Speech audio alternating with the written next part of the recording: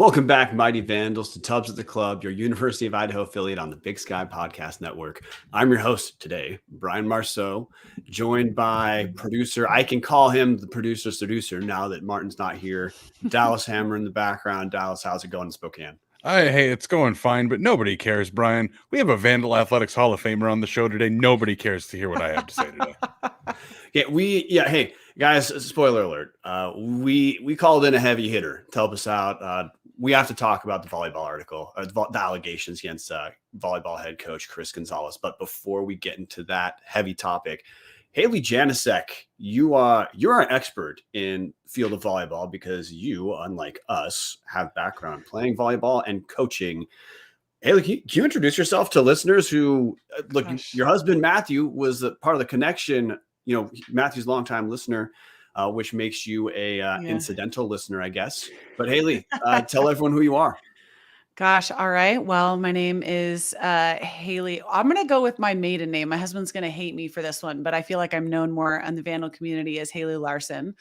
Played volleyball at U of I from 2005 to 2008. I think last year I was inducted into the Hall of Fame, which is exciting. I married another Vandal alum. My husband, Matt Janicek, was part of the ROTC program and is probably the biggest Vandal fan of all time.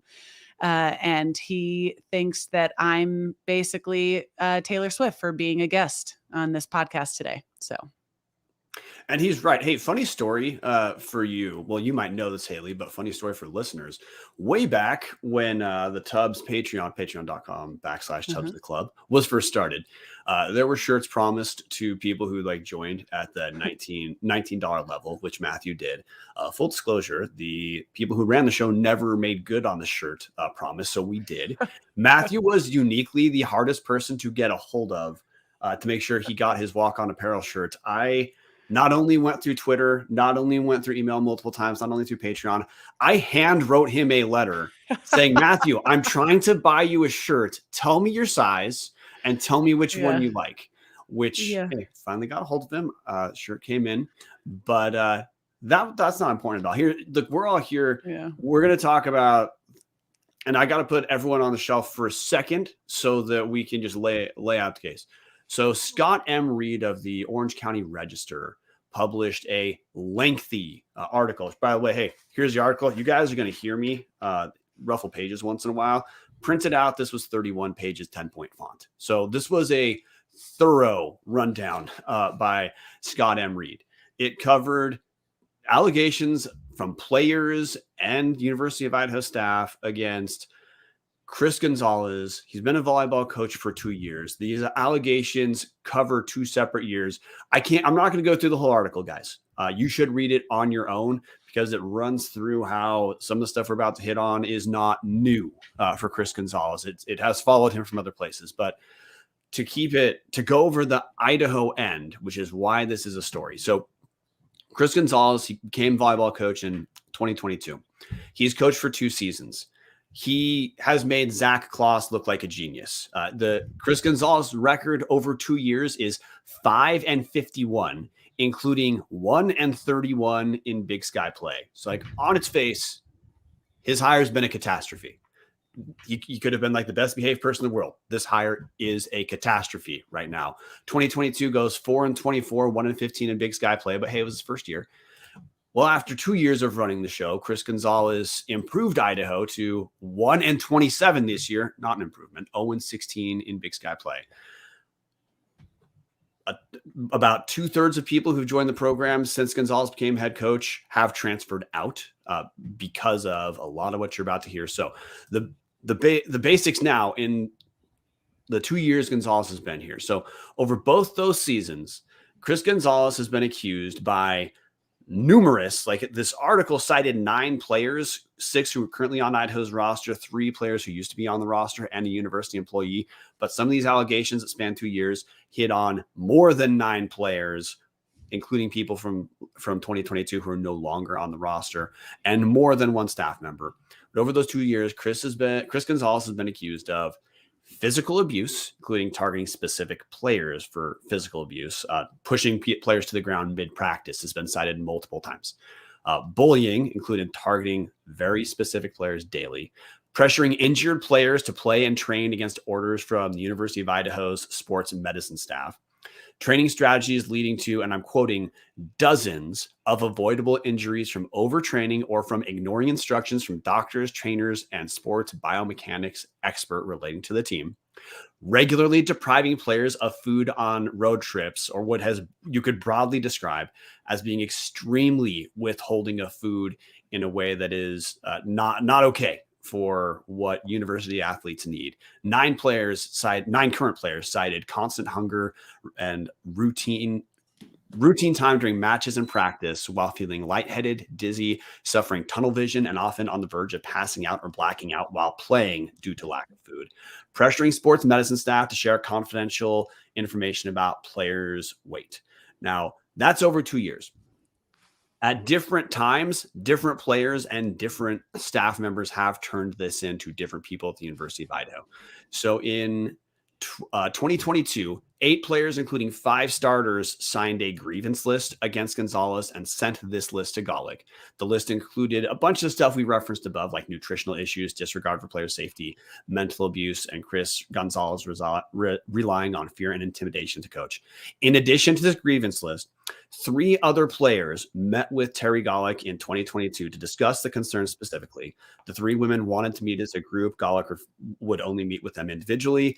And universally, I'm using this term plural from both the article and separate information we have on Tubbs. The players, after meeting with Terry Golick, felt completely dismissed. Coming into 2023, nothing really changes other than a ton of players leave the program.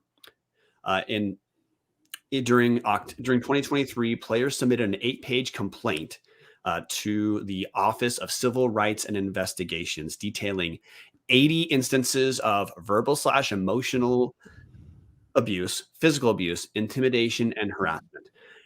In addition to this list that was submitted to OCRI, the team captains, prior to submitting this list, met with Gonzalez to discuss their concerns, and the meeting went terribly.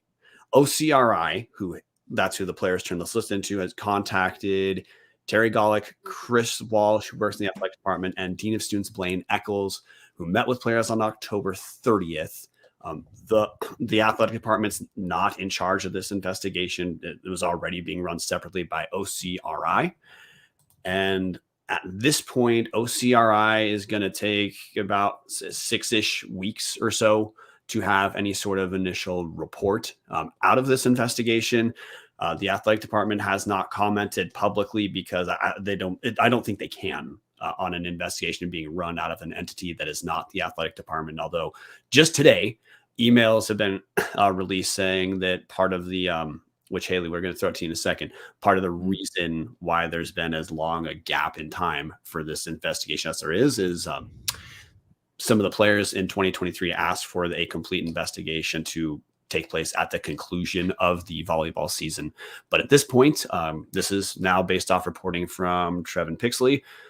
No one's on any sort of administrative leave as a result of this. Chris Gonzalez is still running the show at the volleyball team. And we're all waiting for the results of the investigation by OCRI. But which is only going to further hurt those kids, just as a quick comment on that. He should have been he should be on temporary leave at an absolute minimum. We had a separate message that says the volleyball practices are being independently monitored in addition to Gonzalez. I'm not disagreeing with your point. I agree with your point, but just hey, for listeners, we're sent messaging that volleyball practices are being independently supervised as well. Don't know if that's helping at all because again, Haley, it's hard to not talk about this for an hour before getting to different points because there's so much damn stuff's happened over 2 years. But Haley, hey, throw it to you. Take it whatever direction you want. I'm assuming we'll talk about Coach Gonzalez first. Yeah. Your reaction, I mean, where do you, at this point, where do you start? Right? Like we've got food and nutritional issues. We've got mental health issues. We've got the comments from the assistant coaches, right? Just like further proving how incredibly manipulative and like the toxic environment that those athletes were under. Like, where do you start? Do you start like at the admin level? The admin didn't do anything to support these kids. Like the responsibility of a coach, the responsibility of an athletic director. Where do you start at this point? So pretending that's a literal question, let's talk about the coach first, because there's 2 parts. You're right. There is the coach himself, and then there's how this was handled after it was reported. That to me is kind of the two legs this story is built off of. But the admin part is irrelevant if we don't have a coach engaging in what Gonzalez did. So look, you have background you already hit your background as a player. You coached Austin P for a year, correct? Yep. I coached it 2 years. I was that husband that I blame him for this one. That husband that I mentioned, he was military. So I was an assistant coach for 1 year. And then my boss left to go to Xavier, and then I replaced him as head coach. We won the conference championship, went to the NCAA tournament. And then I kind of ended my coaching career after that. And I helped out at NNU quite a bit. So I have definitely experience. And now I coach 9-year-olds. So, stepping up my game. But let's talk about Chris Gonzalez. There's a lot of different things for you to focus on. But as a former college coach, what stood out to you first? Well, at first, this was a bad hire from the very beginning, right? Chris Gonzalez has his storied collegiate career is nothing to be proud of. If you look back at his time, like even many of his references to some of the programs, that he has on there, so like Long Beach, for example, Brian G. Malaro at Long Beach, the head coach, he is known for enforcing, like this one really, really kills me because he is known for being the kind of the start of influencing the NCAA rules around weight management. And that's not something to be proud of. And if you go back and you look at some of the players from that program, their claims influenced that rule. So nothing to be proud of. I had a former teammate who, after posting this, shared it online, and she had a former club teammate who came out and said, he was our assistant my junior and senior year, and I'm going to leave the school off just for sake of keeping it anonymous. He quietly left after the second year, I think because our head coach knew he needed to go, but he was awful, so abusive and manipulative. He ruined volleyball for a lot of people, myself included. At the international level, the reason it was stated in this article, and I think another couple articles, that he liked coaching at the international level because he was an old school coach, and there were things that he could say and do and get away with that he couldn't say and do and get away with here in the States. From a resume perspective, he hasn't led a program to any version of success. He's been at the club coaching level. He's never had a job for more than 2 years. And he's just bounced around from job to job, which I always thought was an issue and a red flag from the very beginning, outside of just knowing his history, because that's not the coach that the Vandal program needs, right?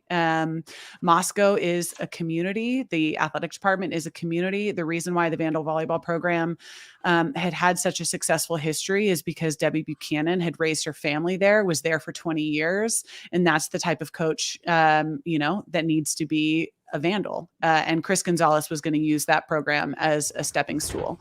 And obviously he failed. Emphasis on past tense. Yeah, past tense. Exactly.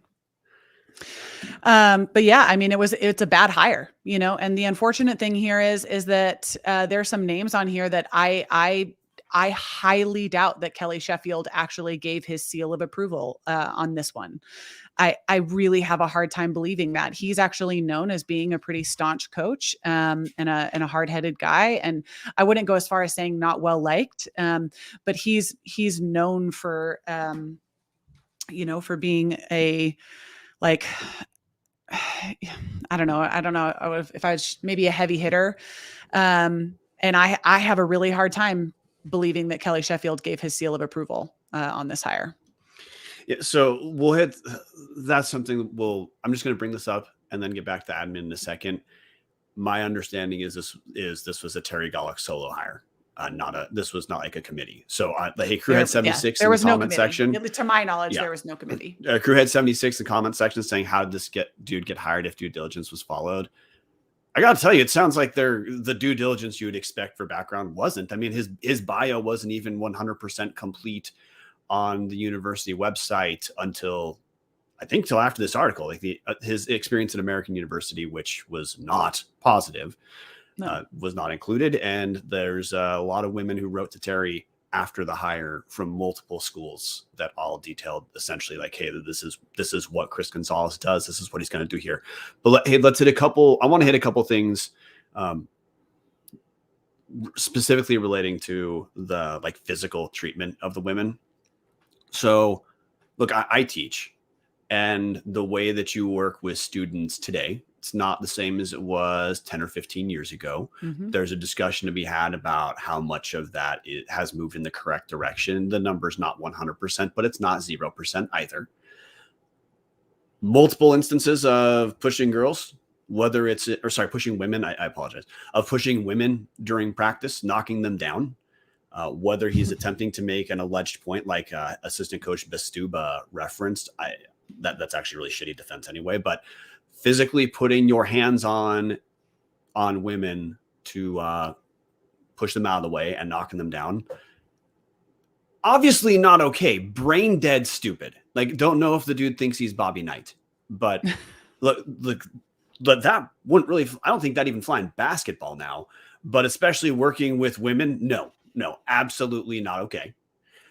The other thing that jumped out to me, his obsession with food. It's referenced in the article that D1 athletes need over 3,000 calories a day when they're competing, because they're training at a level that you know about this, Haley, but the average non-D1 athlete, non-collegiate athlete doesn't get it. Mm-hmm. The stress you put on your body, you have to give yourself a lot of calories. That's how you build, maintain muscle. That's how you stay healthy while you're doing that. Well, Chris Gonzalez on some road trips was trying to hold him like 500 calories a day. It was the restrictions he had on food on the road. We were actually sent some itineraries to document some of the number of hours that the women would go between meals while on competition. Yeah. If he thought he was getting them to lose weight, it was the dumbest way possible. And again, this isn't Bobby Knight era. He had a sports medicine staff advising him about what he should be doing differently for calories. And he didn't care. He aggressively dismissed good information. Hey, the comment section just had D Green saying all this guy ate was oatmeal and bragged about it. Well, okay. He clearly was incredibly rough with the women on their diet in a way that is just dumb. And look, it was referenced in the article. He just aggressively blew past good medical advice, not only on the calories, like I said, but the article referenced in 2013, at one point, 14 women were on the medical list for injuries. It's an 18-person roster, guys. 14 out of 18 people were listed as having injuries. Mm-hmm. He was given advice about, hey, if your volume of people hurt is this high, it's because of these specific strategies. He didn't care. Look, this is an example of a like an actual diagnosable narcissist choosing to blame. And I'm not going as far as saying like calling these kids, these athletes, these, women, children. But when you're 18, 19, 20, 21, like you're still growing up, right?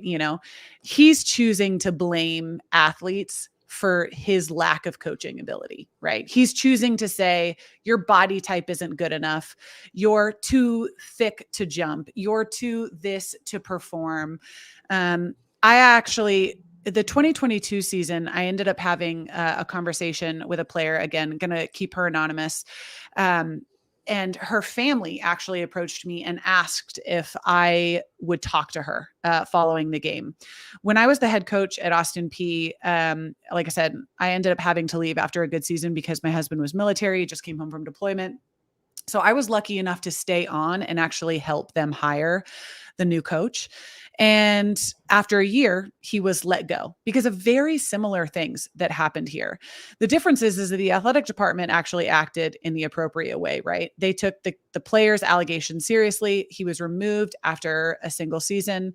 But this is just an example of a narcissist, like looking at athletes and saying, like, this is your fault. This isn't my fault. As far as the food goes, actually going back to going back to my comment there, what I did after with that athlete is I told her to document every single thing that had happened at that point. At this point, I had very little experience with Terry, so I can't speak. Like I couldn't have talked about her character at this point. But I told them to document pretty much everything that they had, record it if they possibly could, and bring it to the administration. And obviously it wasn't taken seriously. I saw a copy of that list of things, and I'd say a good 75% of it was about body shaming, and they were specific dates and times. So they weren't recollections, right? She was recording them as they happened. And sometimes they would leave for a travel trip at 5:30 in the morning, and they wouldn't get food until 4:30 after a 2.5 hour long practice, which is unacceptable. And the thing about this that really bothers me is we have so much of our athletic administration and staff that travel with football and with basketball. And if this sort of treatment and the athletic or the caloric expenditure from both a volleyball player and a football player is probably very similar, actually. It might increase a little bit with football players due to their weight alone, but volleyball is a far more, like from an activity perspective, like you're exerting more energy when you're playing volleyball for longer periods of time. Especially during practices. Could you imagine if Hayden Hatton was told that he ate a snack bag for dinner? What do you think would happen if they said, "Oh, are we going out to dinner?" President Green says, "Hey, what's dinner plans tonight?" And they said, "Oh, we're not getting dinner." Well, what are the athletes eating? They ate a snack bag. Could you imagine? What it makes me think of is, do you remember that analogy? It makes me think of the NCAA basketball tournament 2021, I believe, when came out that the men's tournament sites had fantastic weight training facilities, and the women had like 4 dumbbells and a yoga mat. That's the example you gave. That's what that makes me think of. So, like, obviously, that would not have flown. It would have, no. Yeah. And look, we'll get to the admin part in a second, but just want to back up that, like, before we move on, one of the things that I want to talk about is the role of a coach in an athlete's life, right? Without getting emotional here, I joined University of Idaho as an athlete following, like, I think I came 6 months after my brother had passed away. He was killed overseas. And I used volleyball as an outlet for me. Like, it was the most appropriate channel of grief for me, right? It allowed me to channel my grief in this really positive and healthy way, which I credit a lot to, like, my performance was being able to have a healthy environment to, like, process and work through something that I was going through. And Debbie, along with other coaches that I had, created this environment that both allowed me to thrive, right? But also allowed me to be successful in other areas of my life. And that is the role of a coach. And so it is far beyond just tactical components, right? Like, the role of a coach is to create and foster kids, like, to grow up, to obviously perform, to understand perseverance, and, so on and so forth. And in this situation, Chris Gonzalez, all he did was create a toxic environment. And that is probably the thing that I see most here. The frustrating thing that for me on this one in particular is that the kids' complaints weren't taken seriously. And if you talk about, like, creating a toxic environment or psychological safety, which is proven in pretty much every athletic environment, is that if you're going to ask players to perform well or ask employees to perform well, they have to know that they're psychologically safe. And this is an example of that not being the case. Furthermore, if you look at some of the comments from the assistant coaching staff, specifically, I think her name is pronounced Kalisha, her making comments on here saying that these kids are 9 or 10 bad apples. They're 9 or 10 bad lies, right? You have to remember that these are kids that he brought in specifically, right? These are kids that he had already let go after the 2022 season. He had already let go a huge amount of the roster and brought in his own kids, his own freshmen. So a lot of these statements were actually made by his own kids. So that's obviously a red flag there as it stands.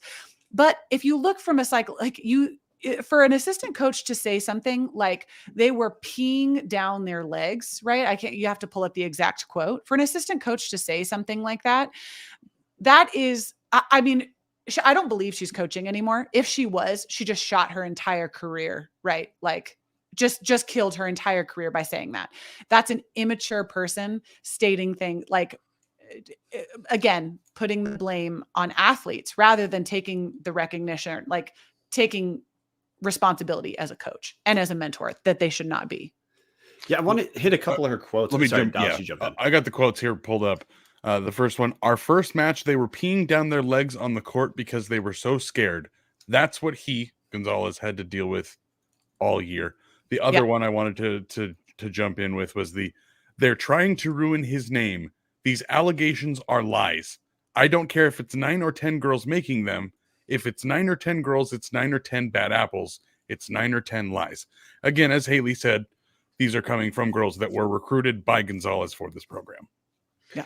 Yeah. And hey, as to buttress both you guys' points, which is say, look, Chris Gonzalez doesn't know what he's doing, or at least in terms of winning volleyball, he doesn't know what he's doing. And he clearly surrounded himself with a staff who don't know what they're doing. So in talking about Kalisha Goree is cited as blaming the players, saying they were complaining about playing time. It's a ton of starters who are part of these complaints both years, both 2022 and 2023. By the way, she knows nothing about 2023. She's not coaching on the roster. But here's just want to hit this example of Kate Dorn. I'm sure I butchered the pronunciation of her last name. She was a starter at Idaho in 2022. Well, she transferred to Sac State and had 704 assists this season by herself. Idaho as a team this year, en route to their one win, had 885. So even it's pretty clear the staff at Idaho, like we hit the quotes, that's incredibly condescending toward the people they recruited that were, like you said, their guys. Yeah. But two, they don't know what they're doing. This is a person who did great once she got out of the Chris Gonzalez culture. You know, that again, almost more assists than the entire Vandal roster. So, hey, so we have to get to the admin end, but I guess people need to read this article. My takeaway here is it's indefensible that Chris Gonzalez doesn't get fired. Absolutely indefensible. Look, we on this show were aggressive about Zach Kloss needing to be fired because of the wins and losses, while acknowledging everyone knew he was a nice guy. Well, Chris Gonzalez is worse than Zach Kloss, and he's an asshole. Look, his record alone, he should have been fired for his record alone. As I stated prior, I'm shocked that he had a 3-year contract. It's really hard for me to believe that he had a 3-year contract, given that his lack of records, right, or his lack of experience as a head coach certainly wasn't deserving of a 3-year contract. I don't believe, based off of my knowledge, for it to be normal for a first-year head coach to get a 3-year contract quite like that. So that, I think, was a bad choice in the first hand. So that begs, like, at a very minimum, the athletic department needs to say, like, this was a bad hire. That happens. It happens in athletic departments. It happens, in entrepreneurship. It happens across the board in whatever field that you are in. And you know what? I think that that's one of the things that makes this so frustrating, is that they had the opportunity to avoid this entire thing. If they had, one, trusted their athletes, protected their athletes, they wouldn't be in this situation if they had fired him after a season of 4 wins, right? Despite his contract, or even made the bad decision to give him a contract in the first place. I want to jump in real quick, just because I've pulled up Gonzalez's employment agreement with the university, because Haley mentioned that what a coach should do, and while that's fine and great, it's not in writing until you go look at the actual thing. And sure enough, 4.1.2 in the agreement with the university is develop and implement programs and procedures with respect to the evaluation, recruitment, training, and coaching of team members, which enable them to compete successfully and reasonably protect their health, safety, and well-being. It's right here on page 5 of his employment contract. You can make any argument the health, safety, and well-being is not being protected of these kids. I mean, they're not kids, they're women, but yeah, people are being put in positions of power above them. I can understand 1 or 2 complaints, you let due process play out, but it comes to a point where you look at the team and how it's rotated through the last couple of years. Can you say that, even this story just being a thing, can you say that the health, safety, and well-being of the volleyball team is currently reasonably protected? I would not say so. No. 14 out of 18 players is 77.7%. So at one point this year, more than 3 out of every 4 women was listed as having some sort of injury that the training staff here attempted to, they tried to advise Chris Gonzalez how to not do that. Because Haley, you know this, there's a lot of programs in a lot of sports, D1, D2, and AIA, who somehow managed to not have 3/4 of their players injured at one time during the season. This guy works at this guy works at a school that has a lot of money and a lot of expertise devoted to developing that part of the science. I mean, hey, that's part of the research basis of the University of Idaho. And not only did the guy say no, like the guy then pressured women to play when they were hurt, which there's, again, you guys need to read the article. A number of NCAA rules there as well by inquiring about athletes' weight. And not to mention that, but like, that's just complete ignorance. I don't know if for those of you guys that are familiar with the volleyball community, but Sarah Franklin is she's the NCAA most valuable player essentially for this for the 2023 season. She was the outside hitter at Wisconsin. And that girl is built like a strong, she is strong. And she is built like a volleyball player should be built. And if you compare her to what athletes, right, at University of Idaho, there's none of those athletes look any different than somebody like Sarah Franklin, right? Like she's like the ideal. She's strong. She can jump high. She can hit the ball hard. So trying to make a statement and saying that some of these athletes are, overweight is just, it's complete ignorance. It's complete ignorance.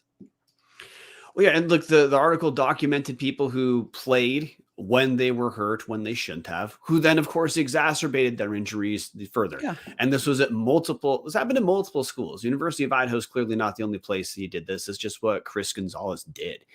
But look, I want to hit some comments really quick. Then we got to do a quick ad read. Then we have to talk about the admin angle, because and when I talked earlier about this being documented, referenced multiple years, yeah, when Golick had a lot of this stuff turned into her at the end of 2022 and did nothing about it, it clearly emboldened Chris Gonzalez to be worse.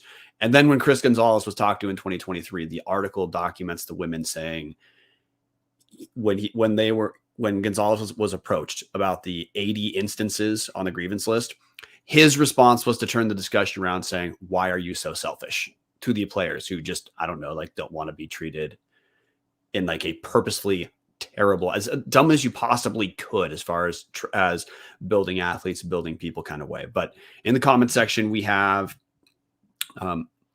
got Kelsey Russ saying declining women food at such a young, vulnerable age causes lasting eating disorders and trauma that lasts a lifetime. We've got Nate Mink saying, thank you, Kelsey. Yes, it's all disgusting. D Green 156-2 they were scared of him, meaning the players of Chris Gonzalez. Tom Kendall, his win-loss performance is bad enough, but this stuff is beyond ridiculous. Why he's still on payroll is a joke. The investigation has to conclude, but there's no way this guy can't be fired for cause. The Idaho's should not have to pay this guy. There's no way. I think, though, it's undismissible that, you have to wonder, why did this come out, and why did it come out in the Orange County Register, no less, right? And it came out because it was an example of athletes not being taken seriously, right? There was an opportunity and chance for the admin to protect them. That is their number one responsibility, is to protect the athletes and to protect the students. That clearly didn't happen. And so they felt like they had no other, and it obviously hasn't been exposed. Like, we don't know the sources, or we know obviously people that were quoted in the article, but how it came to be. And that's really unfortunate that athletes had to go to an out of state news source in order to share this message, because they weren't being taken seriously. And I don't know if you know this as well, but the author of this has won like 7 different awards for investigative journalism. So he's a highly,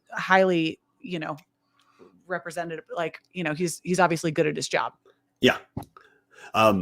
Thank you. So additionally, Captain 58, that Coach Dory comes off as an abuser in this article. Her quotes are shameful. Nate Mink, yes, he should be fired. He meaning Chris Gonzalez immediately, but public organizations are terrified of being sued. D Green 1562able. He told them, meaning the athletes, they should be toothpicks. D Green obviously has some a little more intimate background here, guys, than a lot of people. And Kelsey Rust, if anyone watched the National Volleyball Championship, there were no toothpick bodies. Okay, we need to talk about the admin angle, but before we do that, we got to hear from a place where we don't have these issues. Snake River Stampede Canadian whiskey, guys. Look, it doesn't matter which option you go with, you can't go wrong. The Snake River Stampede entry level double barrel finish, starting with first fill bourbon and then finishing with Oloroso sherry casks. If you're celebrating something big, like Chris Gonzalez being eventually fired, the 1915 small batch edition, it's aged an additional 2 years. It's double barrel finishes, first fill bourbon, then ex-Canadian rye whiskey casks. No matter which option you guys go with, you cannot go wrong. Give Snake River a shot this week. So we have to talk now about the admin end, Kelsey, because good Lord, Kelsey. Haley, my bad. I'm staring at Kelsey Rust in the comment section. Yeah. Hey, she's with us. But got to talk about the admin end, because you hit on this, where this came out of. The women were not silent and then just went to a single newspaper reporter. The article details extensive efforts by the women in 2022. The women who met individually with Terry Golick came away feeling unlistened to and dismissed, as though, we've done a little bit more of our own research on Tubbs on this as well. But the article quotes the women saying, didn't seem like Terry cared too much. That's in addition to the concerns that were given to Terry from the eight women, including 5 starters that had the initial grievance list that talked about all of these things. But that Meredith, I want to note something really quick, because you have her quote up here, Meredith Rice. Meredith Rice is probably the most well-connected volleyball alum in the entire. She has worked with Chris. She actually coaches in Ohio. She's worked with Chris. She knew his reputation immediately. And the number of coaches that reached out to her and said, this surprises absolutely no one, was astronomical. And the fact that, and I know we're going back to this as far as it being a bad hire, saying that it was a bad hire from the very beginning. There are so many resources amongst, whether it's myself or Meredith, that could have protected like these kids or could have helped in a hire. And obviously that didn't happen in this case. But she's one of the most valuable resources that the University of Idaho has in the volleyball community. And if she had been inquired, or if anybody had reached out to her, there's not a chance in hell that guy would have been hired, because she knew his history. Yeah. So we're officially going to read every Meredith Rice comment from now on. Yeah. Thank you, Haley. Yeah. For those who aren't able to view this, Meredith Rice in the comment section, Golick not only ignored these complaints, she defended him to university personnel. And then a couple minutes after saying, I love you, Haley, she said, dozens of collegiate and club coaches have said this surprises no one. Yeah. So the first thing I want to hit, because this is a shorter part in the admin discussion, clearly Golick did not do the type of due diligence she needed for this hire. This not having a committee. Again, this to my knowledge, the process for hiring this guy was Terry picked him, and that was about it.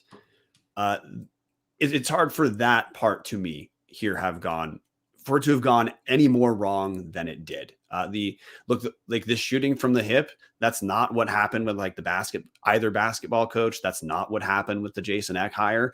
So whatever led Terry to think she can handle this, we've seen her make 2 solo athletic hires for coaches, Zach Kloss and Chris Gonzalez. 0 for 2 guys. And she somehow found, it's incredible that anyone could find a way to have done worse than Zach Kloss on a hire. But Terry, well done, you did. So the due diligence, the process of hiring Chris Gonzalez, I mean, obviously this grades as an F. Haley, anything you want to add on the due diligence part? No, I don't think there was any done. I think that Kelly Sheffield is a powerful name in the volleyball community. I think that I think that I don't know exactly what it was that he said, right? I think that it was referenced in the article that he was highly highly, well, I don't remember exactly what she said. I think that she relied on whatever that comment was from Kelly Sheffield And from my knowledge of Kelly, that he doesn't give a firm, yes to anybody. He's in a position of power. And I think that wouldn't be probably to his best interest to do that in the first place. That doesn't make sense for me. It doesn't seem similar, like, akin to his character. So I'm shocked that would have come from him. So I don't think any due diligence was done. And I'll have to say this. I was really torn on this one as far as like tearing Terry down, because I've grown to actually come to really like Terry. I've spent time with her at galas. I've spent time with her, right, like in her box at football games, and I've grown to really like her. And I was really disappointed in the action from both the athletic department and Terry. And it's hard for me to want to give somebody, I don't want to say tear someone down, but it's hard for me to just, throw all the shade without having the chance to hear from them directly. And in this case, it's like, I want to give Terry the benefit of the doubt, but I believe that my responsibility is to the athletes, and not to Terry, unfortunately, in this situation. And I don't think she did her due diligence. So yeah. Okay. D Green in the comment section. I think he's making it clear. D Green had family who played. D Green, hoping I'm not saying anything not okay. I'm just taking this from the comment about how in 2022, after complaints from players, which were relayed from Golick to the coach told the players during practice that the AD and him were tight. So clearly Golick didn't take this seriously, and then that emboldened Chris Gonzalez to continue to be the worst version of himself. Minor note before we shift away from just the higher part. I understand what you're talking about, Haley, about like wanting to strike the right tone when discussing this. My view is that we are accurately describing reality. And if Terry had made a great hire, we would be accurately describing how well this process went, like we've exhaustively done during football and some basketball. For us to accurately talk about volleyball, there's nothing positive we can say. This was and is a catastrophe. Yeah, so that's fair. I mean, it's fair. So now the admin part itself of let's start 2022, because I think what it looks like is in 2023, the women learned their lesson and did not go to Terry first. They did what they probably should do and try to talk to the coach and go over, hey, these are the issues. But when that was the catastrophe, the women did not turn it into Terry first. They turned it into OCRI. And look, Terry now, I guess it looks like the athletic department's doing what they're supposed to now that OCRI is calling the shots. But hey, you're a former player. How devastating is that the volume of women coming forward didn't matter to the administrator of athletics? It took it took a part of the bureaucracy for her to care. Yeah. So Dallas, I guess, hey, you've been on the shelf a little bit. Your reaction, talking about 2022 first and how it bleeds into 2023. Your reaction to Golick didn't take it seriously, defended Gonzalez University employees, and here we are. And it's disgusting to me. I think everybody listening to the show knows I'm not a particularly big fan of Terry Golick because again, it's a very public job and it's very easy to publicly say that these are the things you're doing wrong. But at the end of the day, you're the athletic director. As Meredith Rice said, volleyball is not football or basketball, right? So why stand by him? We see this in all the time in the culture of football, but volleyball isn't bringing massive ticket sales. So why are you defending the guy? Continued. It's hard for me to see here why this is the hill she would die on. It's the hill she dies on every time. She made a bad mistake, but refuses to be able to admit it. And I think Terry Golick's a terrible leader. I would say that right to her face if I ever had the opportunity. As somebody who is in a leadership position in his profession, part of being a leader is owning when you make a mistake and understanding you have other people that you are responsible for.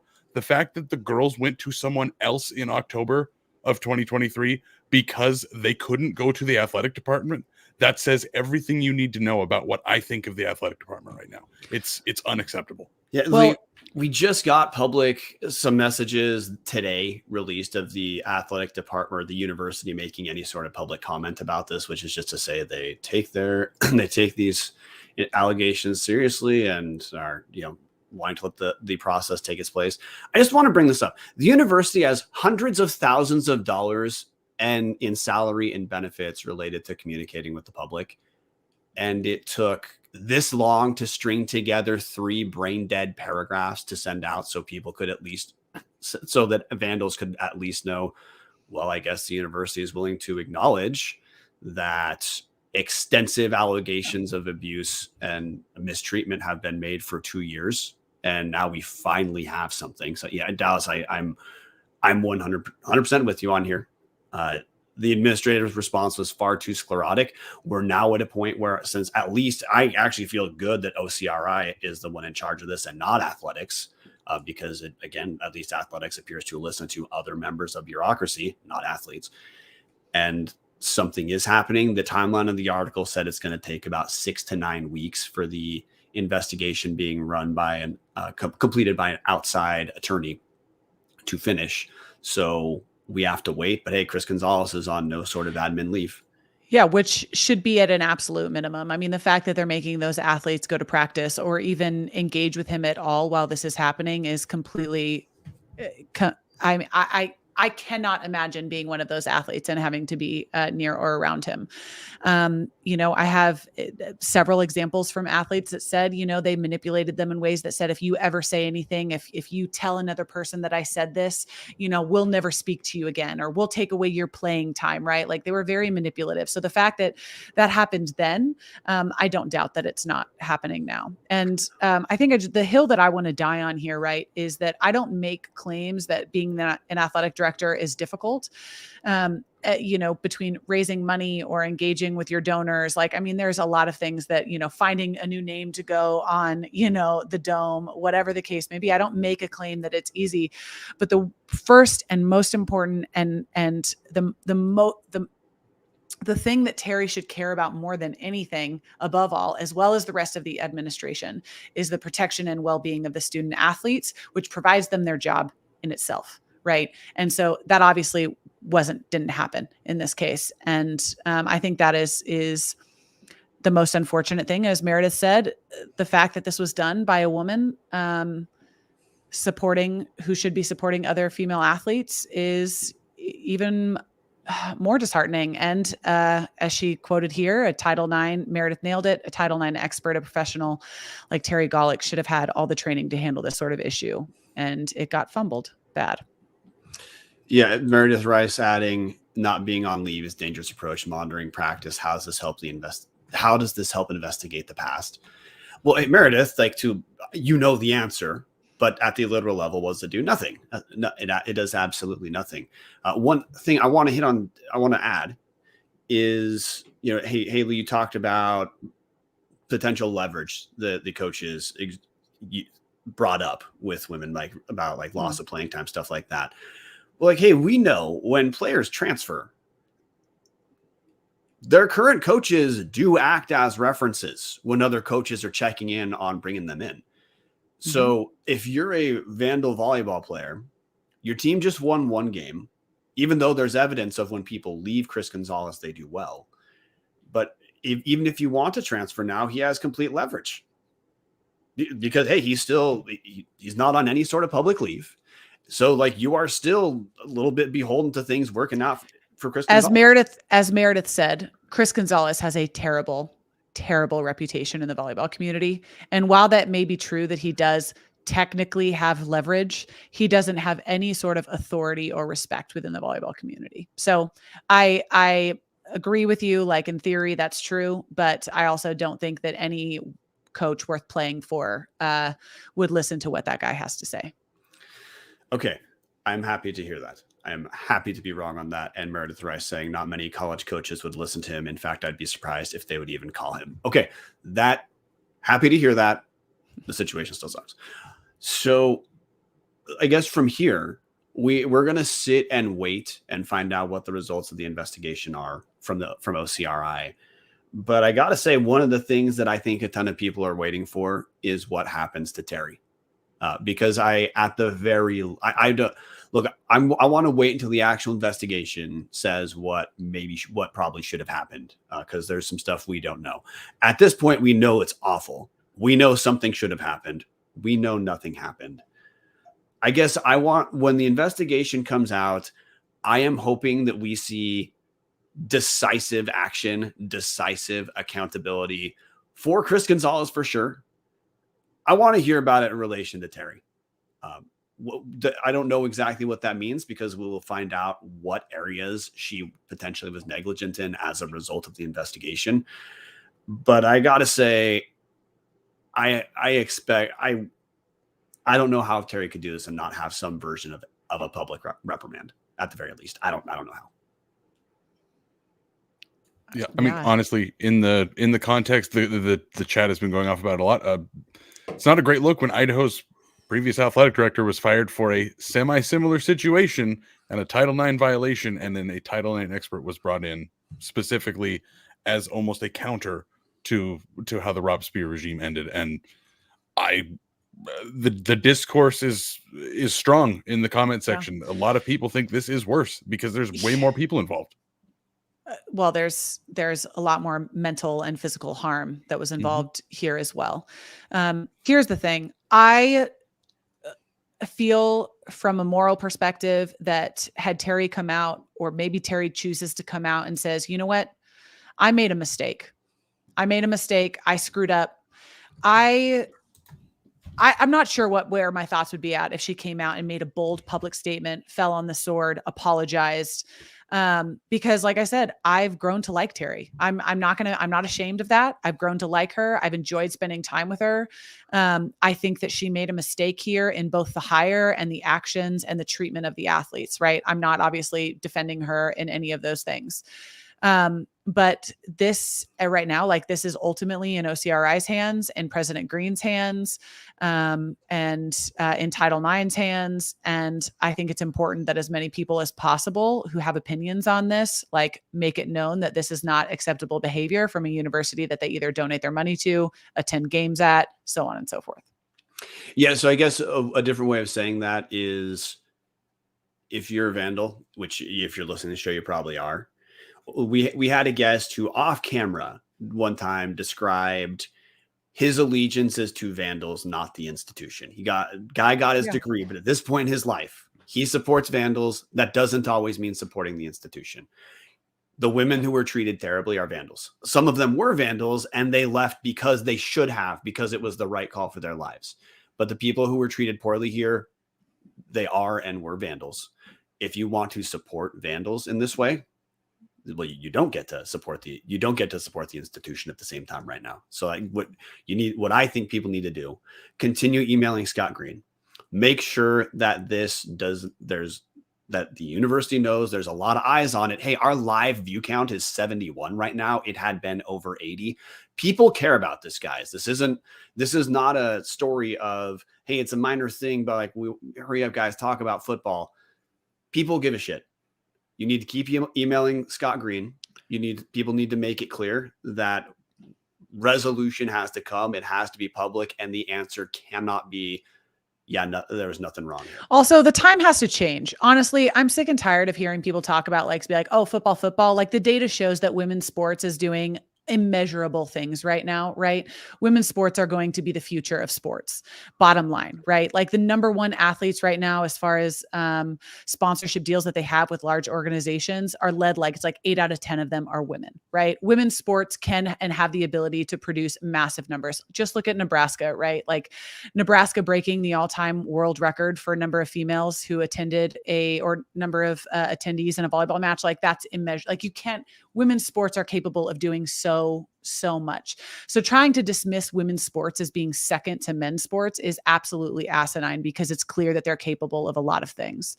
And I'm just like, I'm sick and tired of women's sports getting, just second treatment to men for every reason you can count. And hey, we're living through an exact example which you talked about. Because hey, go back to your analogy. If Hayden Hatton was told, hey, you get 500 calories a day. No, he said he was not even that. Let's call it like it is. If President Green was out on a football trip, when they were playing in the last playoff game, and they said, what are they eating? Oh, they already went to bed. They were given their snack bags. It had a peanut butter and jelly in it and a protein bar. Oh, and some of them had meat sticks. What do you think President Green would have done in that moment? He would have said, I would hope. He would have said, absolutely not. These athletes need to be nourished to perform, right? Yeah, well, that's what Mike Iupati's huge donation was for, right? Was for nutrition relating to athletes, specifically football players. And then this is what the actual women at the exact same time on the volleyball team, in the exact same season, they're both fall sports seasons. This is what Idaho was getting. And like Dallas said, this is Terry's department. This was okay in Terry's department. This cannot be a punishment-free thing for obviously Chris Gonzalez. It can't be a punishment-free thing for Golick. There has to be something. I mean, when you think about it, just like if you boil down to what this actually was, this was a coach who withheld food because he was angry that athletes weren't performing because he wasn't coaching them or providing them a psychological safe environment to actually perform at their best. So he withheld food. Like, that is actual abuse, right? And for that abuse to be brought to the leaders within the athletic department and for it to be pushed under the rug and for it to be just completely dismissed is not only condoning it, but it's standing alongside him and allowing for it to happen. And that's completely disrespectful, and it's unacceptable. You're selling this. I know you're not going to go this direction, Haley, but you have sold me on the report is going to have to show some pretty impressive things we don't know about Terry having done for me to not think she should be fired over this. Like, this, listening to you enunciate this further just makes it clear that to me, what I think should happen. Look, the report's going to come out and we'll find out more then. But from this far away, hey, we have D Green in the comment section going over that she, meaning Terry, knew why players were leaving and joining the transfer portal. And again, nothing. Actually, it was worse than nothing. It was standing behind the guy, supporting the guy and his methods based off what we've heard in the comment section. Yeah, it's going to have to be something pretty impressive for me to not think this should be a fireable offense at both ends. But well, that's me. That's not Haley. Yeah, but no, as you mentioned, as we've said, his record alone was a fireable offense, right? His record alone. So if one single claim was accurate, that guy should have been gone, right? It's inexcusable to treat athletes that way. It's inexcusable to come in and it's very difficult, very, very difficult to have a season worse than 4 and 29. What was it? That's very hard to do. And he was able to do it. Yeah. From 4 and 24 to 1 and 27. Yeah. So, okay. We're closing in on an hour. First off, Dallas, we need your sultry tones and as quick whenever you can get that up. But Haley, do you have any points you want to hit on to close this part of the discussion? No, I think I'm disappointed. I think, if I want to tug on the heartstrings here, as I said, the volleyball program saved me. The environment that I had, the teammates that I had, the opportunity that I had to channel my grief allowed me to perform and become the success that I was at the university and the success that I am today. And it's sad and disgraceful to see so many athletes be in that program and have such a bad experience to the point that they will be negatively affected for the rest of their lives. And there are only a few people that have the opportunity to make this right. Right. And like, there's the greater body of alumni who can demand, that their voices be heard. And by writing a letter to President Green and to, stand up for what is right, protect the athletes. And there's President Green himself, to make the call. That's going to be a difficult call to make. But it needs to be the right call. And,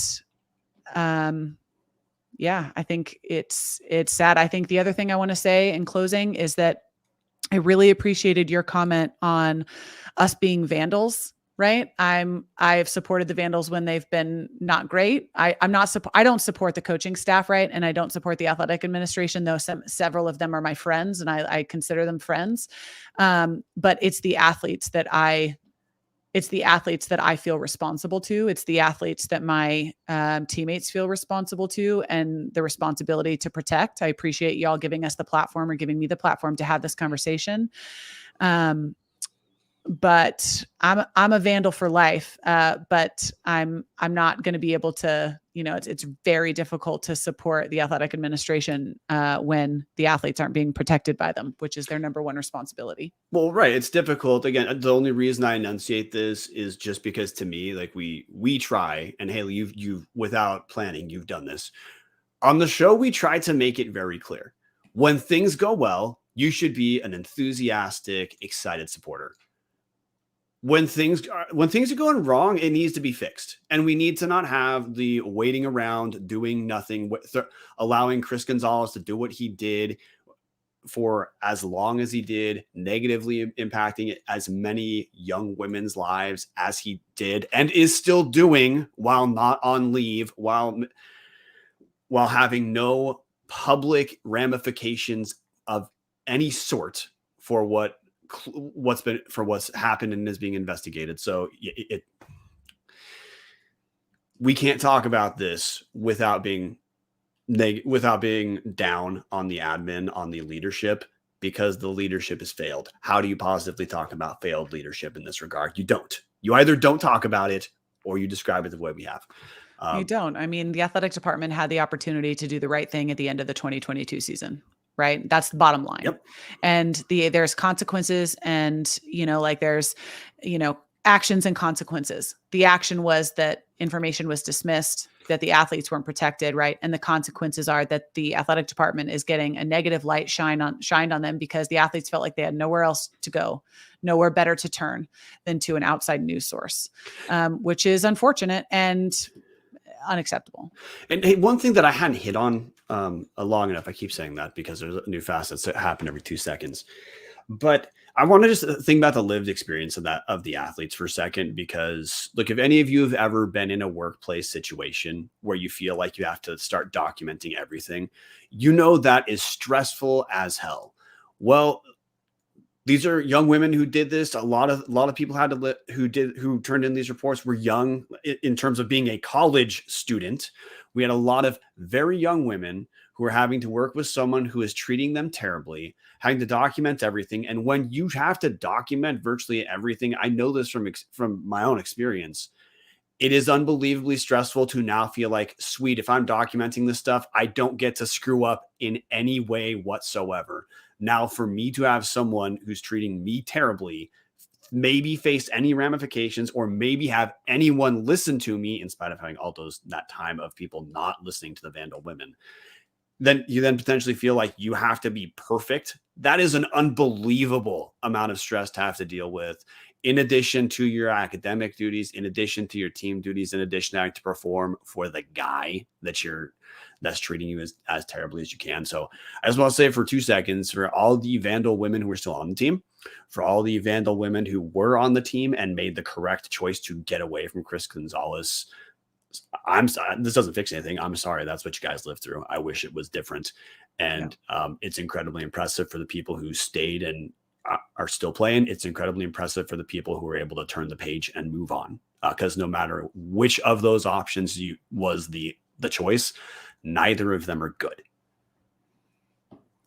No, it's disgraceful, and it's sad. And like you said, I'm sorry to the athletes that were there. As Meredith stated, her and I both knew that this was a bad hire from the very beginning. And I'm regretful that I didn't say something sooner, so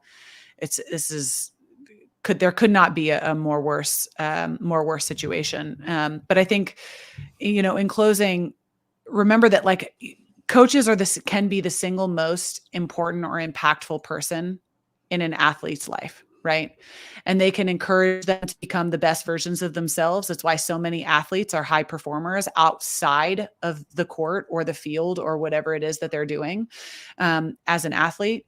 And the fact that this coach is allowed to even consider or call himself a coach is disgraceful, and he shouldn't be representing the Vandals. And who is it that said, get out if you want to wear your Vandal gear inside out? There you go. I love the F word, and I wasn't sure if it was appropriate to say on here or not. You are more than welcome. Yeah, then get the fuck out, right? But no, this is, like I said, coaches can be the most important people. And, I want to call out something really quickly in stark contrast to Chris Gonzalez, right? I have now been at several events with Coach Eck, and I have so much respect for every engagement that I've ever had with Coach Eck, where he holds people accountable for their actions. Actually, at our very first golf tournament, there was a group of folks that were chatting, like older alumni. And he sat there and waited, and he called them out, and he said, "How disrespectful. I'm up here talking. I'll continue when you stop." Right? Like, he stood up for what was right. But in every situation that I've been at with Coach Eck, he said, "Help me get involved with the alumni. Help me build this program. We need more young people involved. We need more people like alumni that are, like former athletes involved. I want to create a committee of athletes." That's the type of coach. Coach Eck was a great hire. I don't know exactly who was all involved in him, but I do know that former athletes were on that committee, Taylor Rust included there.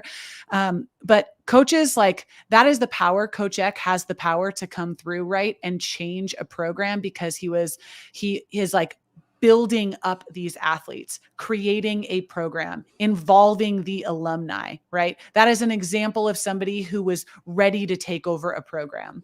And Chris Gonzalez is the exact opposite of somebody with a character like Coach Eck. And, I hope that his replacement is as good as somebody like Coach Eck. So.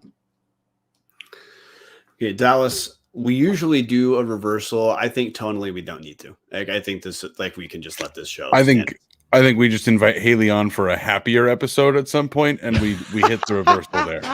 Yeah. If you invite me on, you have to invite my husband, remember? Because Matthew is welcome on the show whenever the hell he wants. I'm not kidding. I spent a lot of time trying to give Matthew a shirt. So he wants to come on and talk. It's a lot more efficient than handwriting a letter and mailing it. So yeah, you can come on here. Well, you know how to get a hold of us now. So yeah, yes, by paper. I do want to call out a comment real quick that I do think we need to at least mention and discuss. Emma Patterson, watching this as a current member of the volleyball team, I speak on behalf of all of us when I say that we are so incredibly grateful for every single person's constant support throughout. Emma, I'm going to speak for all of us here. Bryan nailed it on the head. We support Vandals, not the administration. We're with you 100%. So, okay, before we go and have our final last points, Dallas, we have a contractual obligation for your sultry tones to tell people how to get to certain places on the river, and then we've got our close. If you are looking for a great all-inclusive week-long vacation, don't look past your backyard. Hughes River Expeditions has been Vandal-owned and operated since 1976, and they're ready to take you on the vacation of a lifetime. Enjoy a multi-day trip down the Middle Fork of the Salmon, the main Salmon River of No Return, the Salmon River Canyons, or even the Selway. You can even check out special trips like one to see the Perseid meteor shower.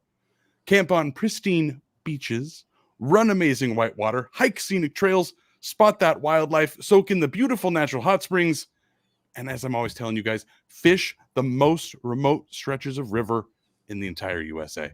Just bring your clothes and let HRE handle the rest. Grab a paddle, catch dinner, and ride the bull all throughout the Gem State.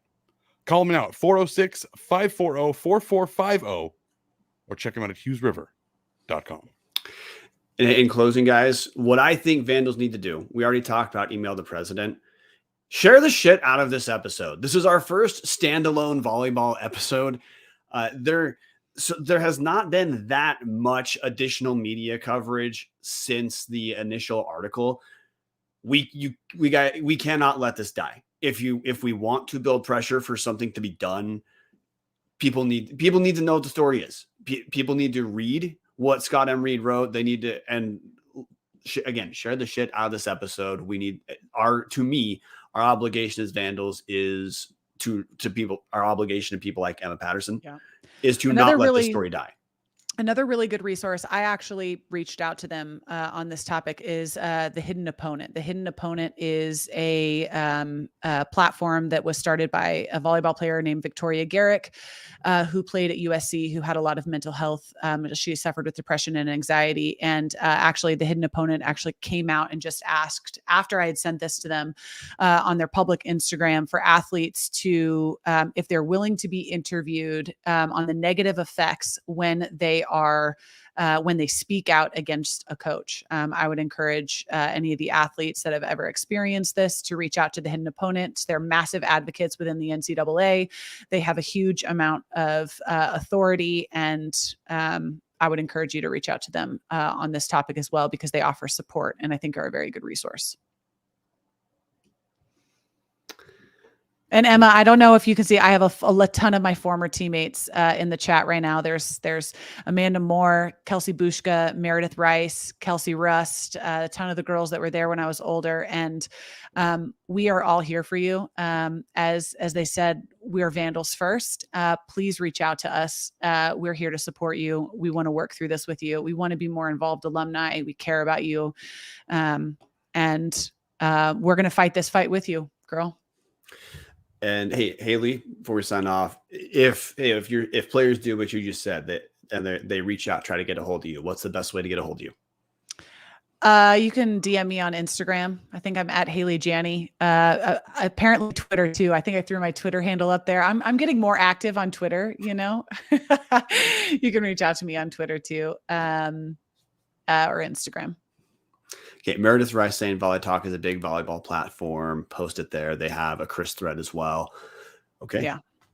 So, all right. With that said, guys, look at next week on Tuesday. We have some football updates to get to. We have not yet talked about basketball.